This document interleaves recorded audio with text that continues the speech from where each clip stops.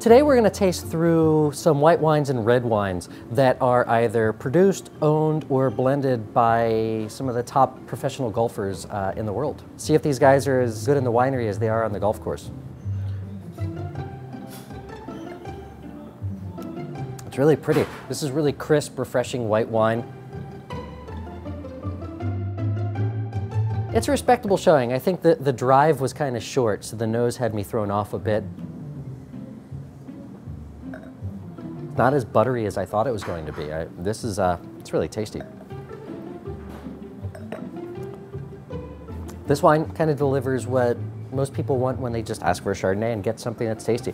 This last Chardonnay is kind of more your very typical Chardonnay. Rich, creamy, more buttery texture, really long finish. If I had to pick one wine overall out of these 5, I'd probably have to pick this one right here. It's crisp, it's refreshing, it's really vibrant. So now that I've tasted through all these, I guess it's time to reveal what we were drinking here and see who ends up being the winner of the clubhouse. Wow, we have Ernie L's Big Easy. I mean, this is Chenin Blanc. It can be crisp and refreshing, and it's exactly what it is. I mean, this is coming from his own vineyards, and he's doing an amazing job with it. We have the Jack Nicklaus. This is the Private Reserve White coming from Napa Valley. Definitely the dinner wine and not really the cocktail wine. Moving on to the Chardonnays. Wow, Curvature. This is done by Christy Kerr. It was crisp, it was full-bodied, had some toast, but really stood up to it. This is my favorite Chardonnay out of the group. Next wine, the Chardonnay by Arnold Palmer. Really straightforward Chardonnay, really pleasant, easy to drink. Lastly, we have Luke Donald. A lot more richness, a lot more oak and wood influence, so I think it'll be good to drink. Now it's gonna be time to move into the red wines.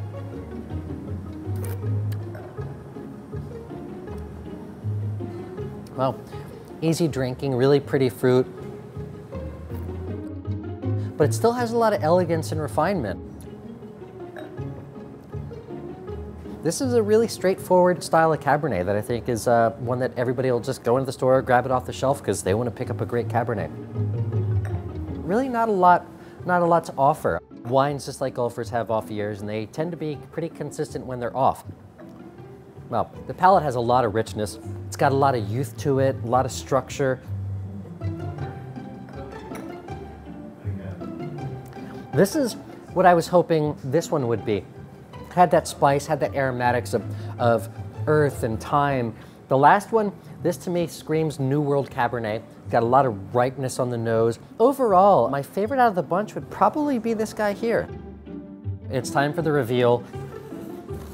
Wow. 2 winners in a row. We got the Ernie L's Cabernet Sauvignon coming from South Africa again. My second favorite, we got another great one coming from Christy Kerr. Curvature, great Cabernet Sauvignon. Neck and neck, you know, you want to try 2 different style of wines, something that has a little bit more earth and then something's a little bit more clean. Great 2 wines to have side by side. You know, this straightforward Cabernet Sauvignon, but easy to drink. And this is coming from Jack Nicklaus. Curious to see who this one is. Wow. The Arnold Palmer Cabernet Sauvignon. Yeah, it was my least favorite. I would have liked something more coming from Arnie.